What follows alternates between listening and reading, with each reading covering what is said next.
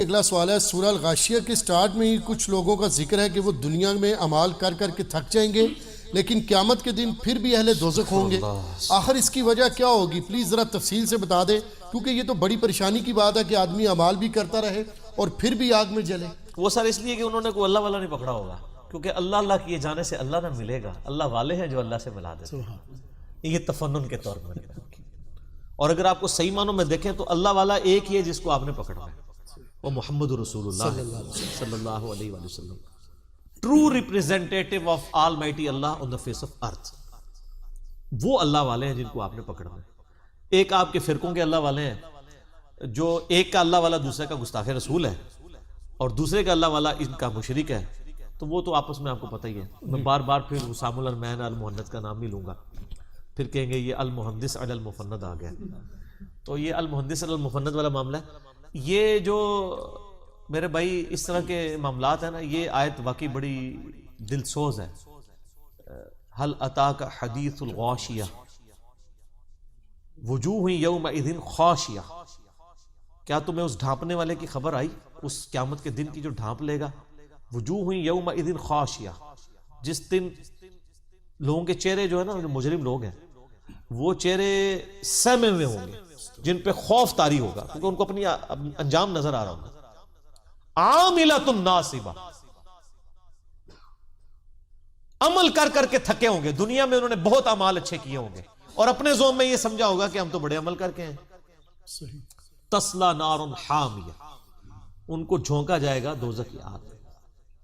پھر آگے اس میں آتا ہے جہاں پہ گرم چشمہ ہوگا پانی کا، اور وہاں پہ ان کو کڑوے درخت کھانے پڑیں گے، ان کے پتے کھانے پڑیں گے، اور یعنی بڑی دردناک آیات ہے۔ سورۃ الغاشیہ آپ پارہ نمبر 30 میں پڑھ لیں۔ اس کانٹیکسٹ میں صحیح بخاری میں عبداللہ ابن عباس کا قول موجود ہے اسی آیت کے کانٹیکسٹ میں۔ اس سے مراد وہ نصارہ ہیں جنہوں نے عبادتیں تو بہت کی ہوں گی لیکن انہوں نے وقت کے پیغمبر کو نہیں پہچانا ہوگا۔ سر نصارہ وقت کے پیغمبر کو نہ پہچانے اور اپنی مرضی سے عبادت کے طریقے ڈیوائز کر کے اللہ تک پہنچنے کی کوشش کریں، وہ تو ہو جائیں عاملۃ الناصبہ، عمل کر کر کے تھک جانے والے۔ اور جو مسلمان ہو کے اپنے وقت کے پیغمبر کو نہ پہچانے اور اپنے بزرگ بابوں کے طریقے پہ چلتا رہے، وہ بھی عاملۃ الناصبہ ہے، کیونکہ بیماری تو ایک ہی ہے۔ نہ رول ماڈل اس نے مانا، نہ رول ماڈل اس نے۔ چلے اس نے یہ کہ صرف رسول اللہ کو مان لیا، رسول اللہ کی نہیں مانی، تو جب کی نہیں مانی تو اینڈ رزلٹ تو وہی ہے۔ یہ ایسا بدبخت ہے، یہ دریا کے کنارے پیاسا رہ گیا، وہ تو چلے دریا تک پہنچے ہی نہیں نا، عاملۃ الناصبہ، یہ تو وہ پیاسا رہ گیا۔ تو یہ وہ لوگ ہیں جو پروفٹ کو رول ماڈل بنائے بغیر اپنی زوم میں جو بدعات ہیں اور جو عقائد و نظریات ہیں اور اعمال ہیں، وہ سمجھتے ہیں ہمیں یہ اللہ تک پہنچا دیں گے۔ عمل تو ہوں گے لیکن دنیا میں ان کا اجر مل جائے گا۔ وہ قرآن حکیم میں آتا ہے نا سورۃ الفرقان کے اندر کہ ہم ان کے اعمال کی طرف بڑھیں گے اور ان کو بکھرا ہوا غبار کر دیں گے، جن کے اعمال جو ہیں وہ پیغمبر کے طریقے کے مطابق نہیں ہوں گے۔ یہ تو شرط ہے، اور اسی لیے تو رول ماڈل پیغمبر کو بنایا جاتا ہے کہ اگر پیغمبر نہ ہو تو ہر شخص اللہ تعالیٰ تک پہنچنے کے لیے اپنے طریقے ڈیوائز کرے گا، اور ایسے بھی کر لے گا جن کو اللہ تعالیٰ ہونے نہیں کرے گا۔ اور پھر وہ مثلاً مولانا روم شریف ہی ہوگی، وہ کہتے ہیں جی حضرت موسیٰ علیہ السلام جناب ایک بندے کو جا رہے لنگے، تو وہ بندہ جو ہے وہ کہہ رہا تھا اللہ میرے پاس آئے، میں تجھے کنگھی کروں، میں تجھے نلاؤں دلاؤں۔ تو حضرت موسیٰ علیہ السلام نے اس کو سمجھایا، تو الٹا اللہ نے موسیٰ کو ڈانٹ دیا، تو نے میرے بندے کو ناراض کر دیا۔ تو موسیٰ اور کیا کرتا ہے جناب؟ اور موسیٰ کی ڈیوٹی اللہ نے یہ لگائی ہے کہ اللہ کے بندے، موسیٰ کو تعارف نہیں اللہ کا، اور اس نانگے پیر کو ہے، ظالموں ڈرو اللہ سے۔ پیغمبر رول ماڈل ہوتے ہیں، اسی لیے یہ نا علم ان کی موت ہے۔ اس لیے شعر لکھتے ہیں علمو بس کریو یار، علم کو کنڈیم کریں گے۔ اور پروفٹ کو اللہ تعالیٰ قرآن میں ایک ہی چیز مانگنے کا کہہ رہا ہے، اور ربی زدنی علما۔ اے نبی آپ بھی دعا کیا کریں کہ اے اللہ میرے علم میں اضافہ کر دے۔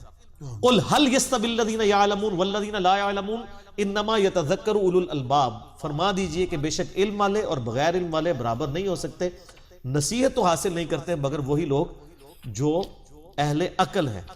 تو عشق دے چلے نہیں سب نمبر لے گئے، عشق دے چلے تھے بھی چلے رہ گئے تھے، اگے بھی چلے ہی رہن گے۔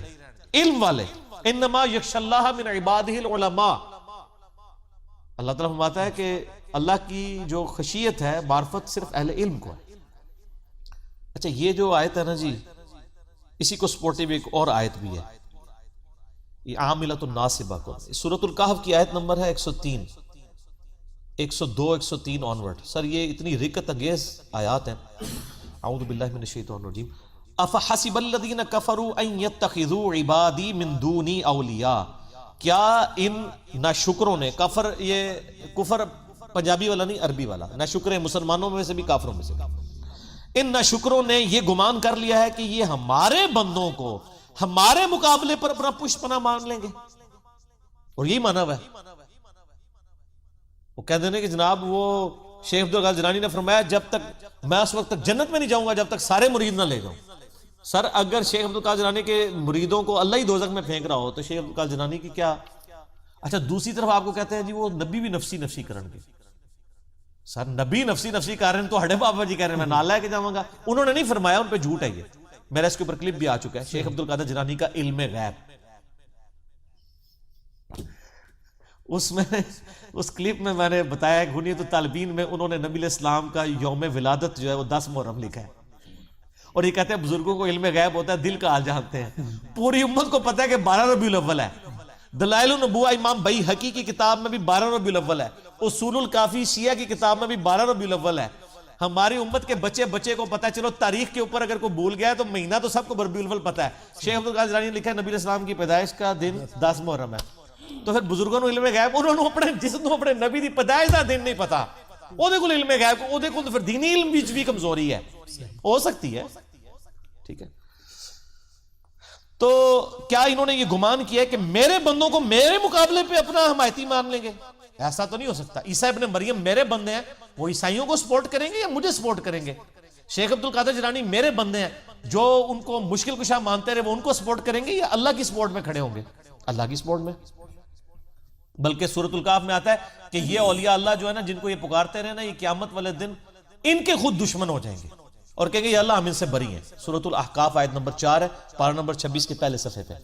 انا اعتدنا جہنم للکافرین نزلا. اوئے ہوئے، بے شک ہم نے جہنم کو کافروں کے لیے مہمان نوازی کے لیے ٹھکانہ بنا کے رکھا ہے. کتنے ٹانٹ والی بات ہے. یہ کہتے ہیں میٹھی میٹھی باتیں کرو. اللہ تعالیٰ تو اتنی کڑوی بات کرتا ہے، کڑوی بات سے ہی سر قبلہ ٹھیک ہوتا ہے. اللہ تعالیٰ فرماتا ہے تمہاری مہمان نوازی کے لیے میں نے دوزخ تیار کی ہے. قل هل ننبئکم بالاکثرین اعمالا.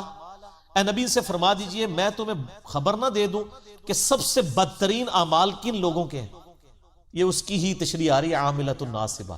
اور ان آیات کے کانٹیکسٹ میں بھی صحیح بخاری میں موجود ہے کہ اس سے مراد وہ نصارہ کے علماء ہیں جو پوری زندگی نیکوکاری والے کام کرتے رہے لیکن ان کے منہ پہ مل دیے جائیں گے وہ، کیونکہ انہوں نے صحیح ٹریک کے اوپر نہیں چلے. الذین ضل سعیہم فی الحیات الدنیا وہم یحسبون انہم یحسنون صنعا. جنہوں نے اپنی پوری زندگی کھپا دی دنیا کی کوشش میں اور ساتھ یہ بھی گمان کرتے رہے کہ ہم بڑے اچھے اعمال کر رہے ہیں. آج بھی جناب جو لوگ بھی بدعات کر رہے ہیں نا وہ کہتے ہیں اس سے بڑا تو نیکی کا کام ہی کوئی نہیں. جو لوگ یعنی محرم کے اندر اپنے جسم کو چھریوں سے زخمی کر رہے ہیں وہ یہ سمجھتے ہیں کہ اہل بیت کی محبت کا تقاضا یہ ہے، لیکن اس عمل کا ان کو کیا فائدہ ہوگا؟ اسی طریقے سے ربیع الاول میں زبردستی لوگوں کی گاڑیاں روک کے ان سے زبردستی چندہ لے کے اور جو چندہ نہ دے اس پہ گستاخ رسول کا فتویٰ لگا کے اور نجدی کہہ کے اس کو گالیاں نکال کے اور سوائے ابلیس کے جہاں میں سبھی تو خوشیاں منا رہے ہیں یہ شعر سنا کے، تو وہ تو سمجھ رہے ہیں کہ ہم تو بڑے اچھے کام کر رہے ہیں. اولئک الذین کفروا بآیات ربہم. یہ وہ لوگ ہیں جنہوں نے اصل میں اپنے رب کی آیات کا انکار کر دیا ہے، ولقائہ اور اس کی ملاقات کا انکار کر دیا ہے. انکار ایک یہ ہے کہ میں نے ملنا نہیں، ایک یہ ہے کہ ملنا تو ہے لیکن فکر کوئی نہیں ہے، بے فکر ہے، وہ تکی جائے گی جی. فحبطت اعمالہم. اللہ نے ان کے اعمال برباد کر دیے. فلا نقیم لہم یوم القیامت وزنا. ایسے لوگوں کے لیے تو اللہ تعالیٰ قیامت دن میزان عدل بھی قائم نہیں کرے گا، وہ تو طے ہے، یعنی تولنے کی ضرورت ہی نہیں ہے، برباد ہی ہے. ذالک جزاؤہم جہنم.